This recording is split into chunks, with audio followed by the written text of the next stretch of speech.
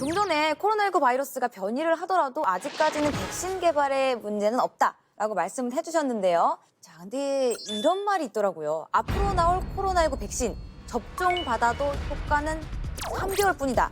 OX 하나, 둘, 셋. 신발밖에 안 가요? 예. 물론 뭐 연구를 좀 더 해야 됩니다만 지금 영국에서 또 많은 나라에서도 그 백신을 이제 1차적으로 효과를 검사하기 위해서 했더니 중화항체, 대응한 중화항체가 한 3개월 정도 쭉 올라가다가 3개월 떨어지더라라는 얘기고요. 근데 그런 면에서 이제 알 수 있는 것이 백신이라는 건 한 번 맞으면 10년, 20년 효과 있는 것도 있고요. 또 아까 이 독감 백신처럼 한 번 맞으면 3개월에서 6개월 혹은 1년 정도 효과가 나는 것이다. 이제 그런 것을 이제 구분하게 되는 이제 시점이라고 보고요. 설사 중화항체가 다 만들어지지 않는 분이 있다 하더라도 감염이 되면은 훨씬 증상이 경미하게 될 것이다. 앓게 될 것이다라고 예측도 합니다. 그래서 그런 면에서 지금은 그런 좀 희망적인 생각을 충분히 가질 수 있다. 이렇게 좀 보시면 좋을 것 같습니다. 제가 그러면 이철우 연구원님께 이제 질문 하나 드릴게요. 이게 코로나19 이후에 그 합병증, 후유증 이런 거 걱정하시는 분들 많잖아요. 근데 코로나19가 뇌졸중을 일으킬 수 있다. OX 하나, 둘, 셋. 정답은 O입니다. 뇌졸중까지? 일반적으로 독감에 걸린 이후 1, 2년 정도는 뇌졸중 위험이 높아진다고 알려져 있는데 최근 미국 한 대학의 보고에 의하면 오히려 이 독감보다도 코로나19 감염 시에는 8배나 뇌졸중의 위험을 높인다고 합니다. 일반적으로의 바이러스의 감염은 우리 몸의 혈액 응고 상태를 좀 더 과다하게 해서 즉 이제 혈액이 좀 더 끈적하게 됨으로써 혈전이 좀 잘 쉽게 생기고 이 혈전이 결국 뇌동맥으로 가서 이제 뇌경색을 일으킬 수 있는 것인데 이제 그러다 보니까 당연히 이제 뇌졸중의 위험도를 높인다고 하는 것은 이제 일반적으로 맞다고 할 수 있겠습니다. 그러면 신장 질환이나 당뇨 있는 분들도 치명적입니까?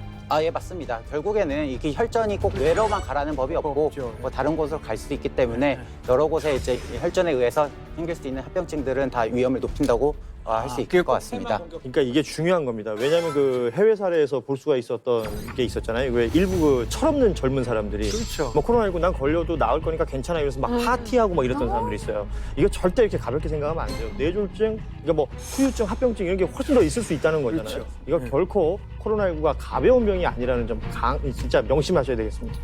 네, 저는 그럼 이금숙 기자님께 질문 드리겠습니다. 올 가을 코로나 대란을 막으려면 독감 주사 꼭 맞아야 된다. O, X? 네, 정답은 O입니다. 왜냐하면 이제 저희 2월에 그 대구 신천지발 감염 사태 기억하시죠? 그렇죠. 네. 의료 체계에 과부하가 걸릴 수 있습니다. 그래서 환자가 많아져서 이제 병원의 의료진이라든지 뭐 병상이라든지 이런 것들이 이제 과부하가 생길 수 있기 때문에 백신이 나와 있는 독감이라도 좀 미리 막는 것이 좋을 것 같고요. 실제로 이제 정부에서 식품의약품안전처에서는 독감 백신의 승인을 기존에 한 2,500만 명분 정도를 승인했는데 한 200만 명분 늘려서 2,700만 명분을 승인을 할 예정이고요. 독감 백신 같은 경우에 나라에서 무료로 접종해주는 국가 접종인데 보통 이제 생후 6개월에서 12세까지가 무료 접종 대상자였어요. 그거를 18세까지 늘리고 또 이제 어르신의 경우에는 65세 이상, 만 65세 이상이 무료 접종 대상자였는데 그거를 62세 이상부터 이제 늘려서 이 대상자를 한 500만 명 정도 늘려서 적극적으로 백신 접종을 할 예정입니다. 네. 자, 그럼 우리 최재혁 교수님한테 한 가지 더 묻겠습니다. 네. 지금 이제 만약에 백신이 안 나오고 치료제가 안 나오면 집단 면역이라는 말들이 나오지 않습니까? 코로나19 종식 여전히 집단 면역이 답이다. O, X.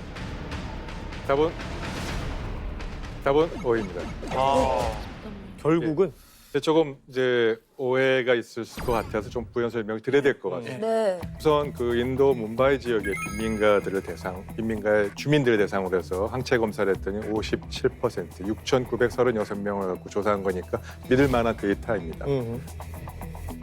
57%의 사람에서 항체가 생기다 보니 실제로 감염 확산이 더 이상 안 되고 안정화되는 걸 보이고 있고요. 그래서 집단 면역이 당연히 유효합니다. 그러나 집단 면역이라는 부분은 두 가지 갈래길이 있습니다.